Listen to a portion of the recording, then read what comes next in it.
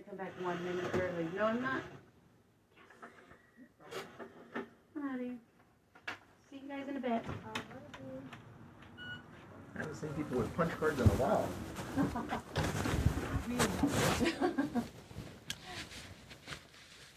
Normally, I see a lot of people, they've all migrated to doing their hours online. I wish Gorilla Desk was going to have that, because once they do, we have something kind of similar, but no one's using it, so we've had to implement that. But before, we were having people enter their hours and just write it out manually. So how's your day been so far? Pretty slow. I heard that you came in pretty early, so again, sorry you had to wait so long. Oh, no worries. It's just whenever the bus was heading down here. Got it. And I believe she said your car broke on you. Yes, so fortunately the car that I was driving needs a new transmission. I just didn't think it needed a new transmission right then and there, so luckily I made it home, but Transmission is normally about $5,000 to get them replaced or rebuilt. yes, yeah, we're well aware of that. So yeah, what we want to do is probably just get a different, like, work car, like another work van, instead, and then take care of that on the wayside. So we're kind of in the works of probably getting a new team vehicle. Okay. Yeah. So tell me, what do you know about our company in particular? Not really anything. I mean, it's just something I saw online and put an application in. Right. Just been putting in applications in everywhere. And with the bus schedule, we do start exactly at 8 a.m. Would that be a problem Shouldn't. for you? I believe when I was looking online earlier, I think it's like the 3 bus. Then I can get on the SMART train. SMART train should be able to get me down here. Saying about 7:36. Oh, perfect. Awesome. It's just because we're prompt and on-time company, so we just want to make sure that all of our technicians arrive at work, ready to work, in their uniform and ready to go. Typically in the morning times, we would do a morning huddle around 8:03, do the morning huddle for a couple of minutes, and then move on to checking the schedules, getting the materials that they need for the day, and then leave the office. So that's basically how the morning routine works. It's pretty a little chaotic in the morning sometimes, simply with everyone trying to get the materials that they need. So typically I like to have the team leave within 20 minutes after 8 o'clock, like 8:20, 8:30 at the latest, so they can go and get out to their next account. Okay. But yes, that's basically how it is. So with your job history, have you ever provided service, like field work or service out in the field? Not particularly with rodents or anything. Whenever I used to work for Hewlett Packard, we had a company vehicle, and I guess it was kind of like field work because we'd go out either on-site troubleshooting or testing the ports, checking any stuff for the computers and stuff like that, or if we have to run new cables, then we'd run new cables. So it sounds like you've done on-site work then, or off-site work. Mm-hmm.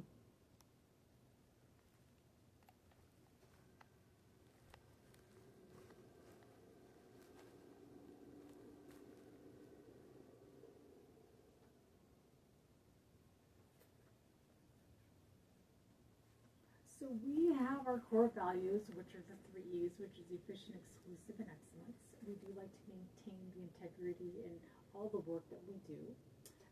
Here's a newsletter that we did years ago, and that kind of highlights the kind of work that we do. There you'll see some like crawl space doors that we've created, and then some work maybe in a crawl space or underneath the deck. That way it just kind of gives people a reference, a visual reference of the kind of work that we do.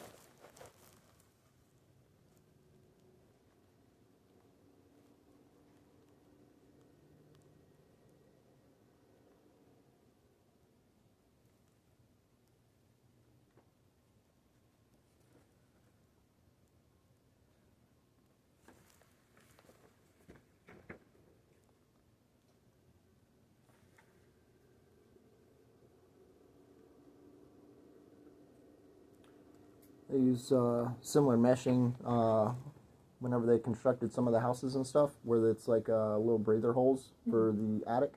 They'll use similar meshing like that up there, keep birds from going in there or any rodents. Yes, yes. Sometimes we'll seal eaves for that particular reason. Not that we've done the birds or anything like that, but the work that we do usually keeps other critters out. Yeah. So we do try to make sure that the work is up to RS's standards. Are you okay with holding yourself and the team members to RS's standards? Yes. So we do know that at times members may not agree on certain ways to proceed with the work at an account. How do you typically handle disagreements with team members? Normally try not to disagree, or trying to find a happy medium where the other individual would be satisfied, or do it their way type deal. So.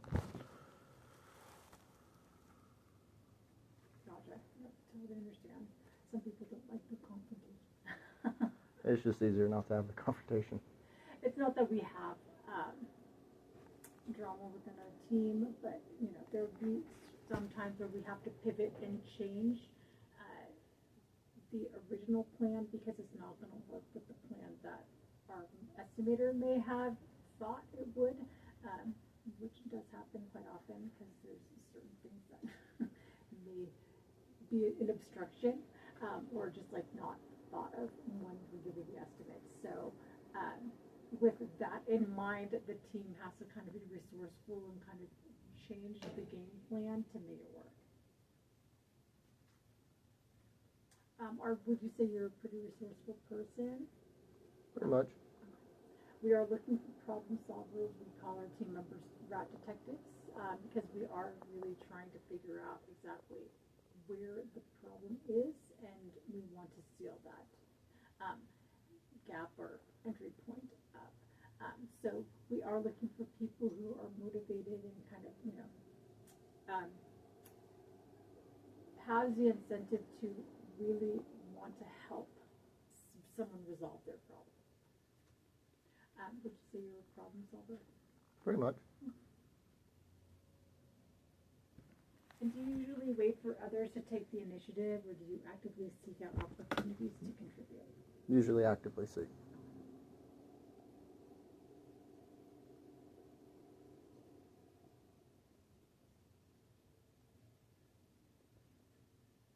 Where would you like to be in your career in 5 years? Employed.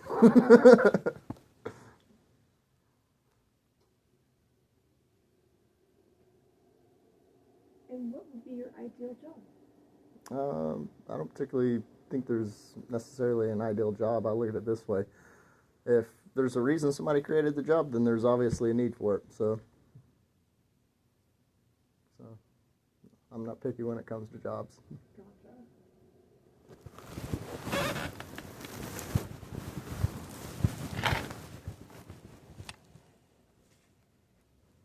Are there like anything that you're interested in as far as like hobbies or something that you wanted to pursue as far as like career-wise? money? Like some people love video games. They're like, I would love to be a video game creator. No, I've tried looking at like any of the coding stuff, and it's like it seems like a foreign language trying to learn code. HTML, CSS is a little bit easier, which is basically how they do websites nowadays. Mm-hmm. That was a little bit easier when I was studying that in school. But other than that, I mean, I used to enjoy working on computers and solving any of the issues for networking and stuff like that. It just seems like it's keeps evolving too quickly.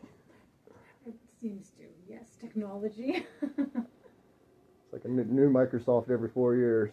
Right? Or like a new application every other month or something like that. Yeah, it's interesting. The technology field.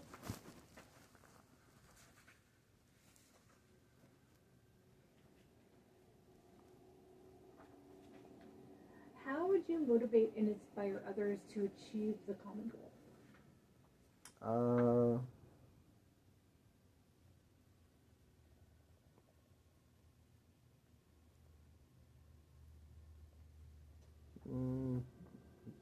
Not sure how to motivate or inspire others. I mean, you just go out and like, hey, let's go ahead and get this job done, you know.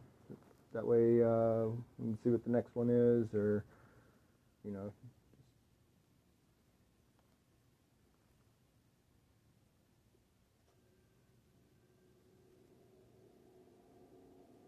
That makes sense.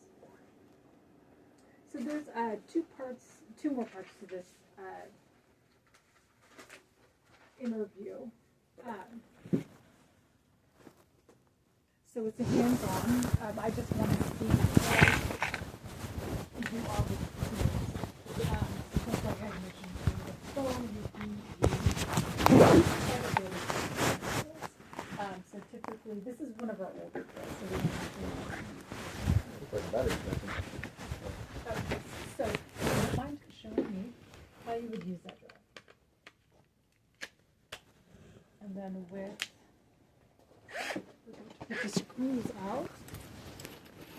With these 3 screws, if you, or I should say 3, you could drill them into the floor.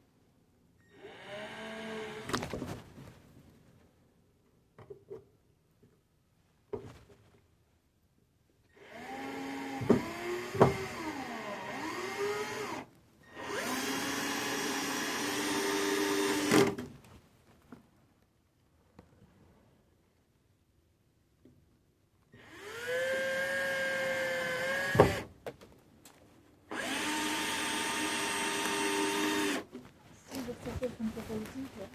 And if you don't mind, just different.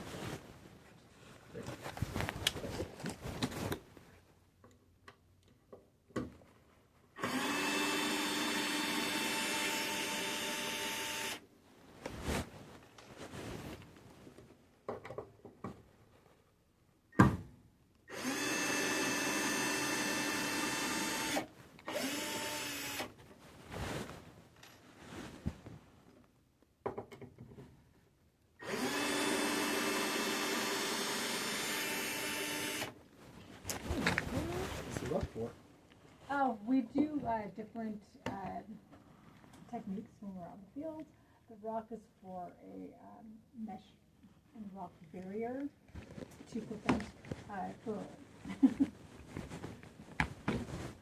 thank you. And then with the sawzall meshes, if you could insert that in the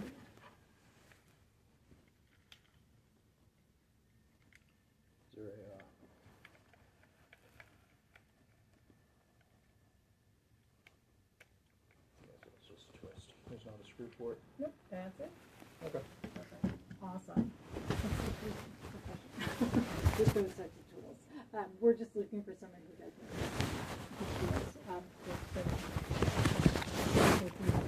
know for the job who don't know how to use the tools at all. And I'd like to tell them. You don't have a skill saw? No, they don't know how to use a sawzall. And then the bigger ones. That's a little bit. So we do use we have 2 4 lines in case we need to there's a place where there doesn't have power and we need to cut some boards to size. Like I had mentioned, that we do create like crawl space door accesses. Sometimes we cut boards to size to create some kind of barrier with like siding or. I'm used to the sawzalls that are like this long. Oh, yeah, no, we don't typically use them. If we do, then we would just use one of these. The skill saws that we have are corded, but these are just really for places where there's not much power. We found that has happened a few times. There's been a few. Customer don't have any They power on it. They either Plugs don't on the have outside? power or the outlet is just not anywhere to be found. So we're like, okay, we need to get a saw for that. Just put a generator in the van. Right. We figure this is a little easier. And then with this, I don't mind it just the medium long, 3 inch. Mm-hmm. Well, they say each thing for your finger, right? They say each notch is supposed to be an inch, right? Technically, that is usually the first thing. So it's about 2.5. It's, every finger is different. That's close enough.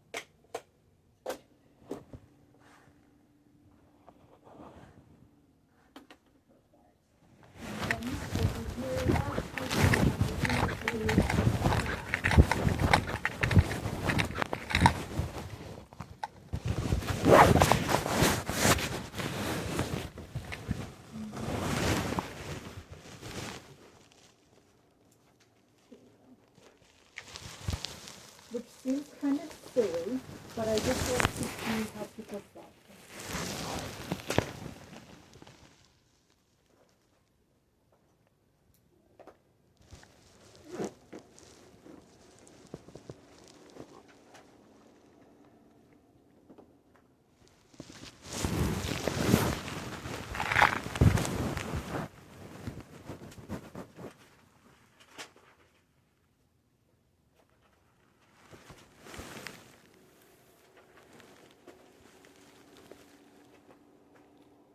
Step by step how you tie your shoes.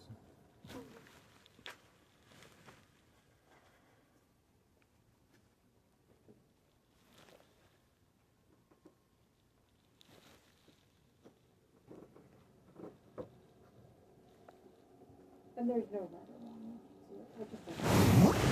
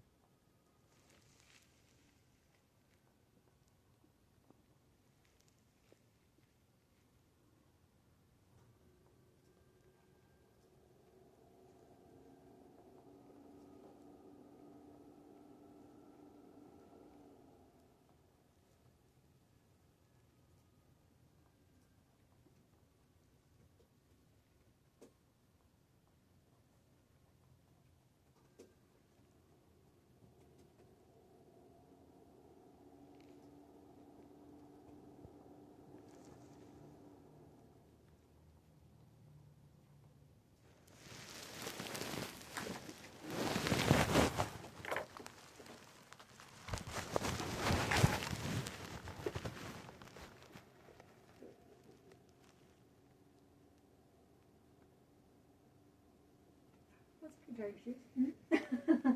Perfect. Well, Brandon, do you happen to have any questions for me? No, ma'am. Perfect. So we are looking to fill Tuesday through Friday from 8 a.m. to 5 p.m. Like I had mentioned, we do provide a vehicle. We provide all the materials and the tools needed. We are not expecting our technicians or anyone to, have to use their own personal tools or anything. So I will go ahead and go over all of this with Eric, and then typically how we would move forward. If we do decide, is a shadow day. We do a half a shadow day from 8 a.m. to 12 o'clock, 12:30. It is paid $18 an hour, and that's really just to observe if this is something that you would actually feel comfortable doing. This line of work really isn't for everyone. What, people get disgusted? Yes, some people, they just don't want to deal with rodents. They don't want to go into crawl spaces. They don't want to do, physical work. So we always try to introduce with a shadow day to see if this would actually fit with that person's personality. We've had some candidates, say, nope, this is not for me. They can't stand, dead odors. They can't stand, dealing with dead things, or they just don't want to, Just gotta get some gloves and a shovel. That's how you deal with roadkill, right? Sometimes, yeah. So with that in mind, we don't necessarily need a shovel. We do have a grabber to grab the rat, or if, someone just wants to grab the tail and put it in the bag, whatever it is our technicians want to do. I typically just use the bag and I just grab the tail with the bag and then put it in there. I myself don't necessarily love handling dead things, but over the years I've had to acclimate to it. So sometimes it'll be unpleasant where we have to remove that animal. So I just usually leave that up to the technician's discretion. So if we do see like a dead cat or a dead, squirrel or something like that in the crawl space, and we bring it up to the customer and they said, oh, do you mind removing it? It's up to our technician if they want to remove it or not. Then we take the animals to a taxidermy. If we can find a local one that wants to take it, yes. I think the worst thing is Burnett, who used to work with us, we had to remove 2 dead skunks from 2 different days, of course, from a crawl space, and those things were They reek. yeah, so to speak. And that was probably the most unpleasant, thing we had to deal with as far as like a dead animal. So we never know how and what we're going to face. So this is why we introduce someone who might be interested in wanting to work with us into the field first, so then they can really see, oh, okay, is this something that I can do? I don't think it'd be a hard job. It's not too difficult. It's just a matter of, just kind of having a little bit of either handyman or construction background definitely helps. Knowing how to use tools, especially like the power tools, helps a lot. It makes the learning curve quicker, especially with the training process. It's pretty simple. So, anything else for me, or? Nope, I think that's it. Okay. I will contact you if you wanted to move forward, and I'll have to go over this with Eric. I usually do this. Well, it's so nice to meet you, Brendan. It's nice to meet you so too. much for your time. Thank you.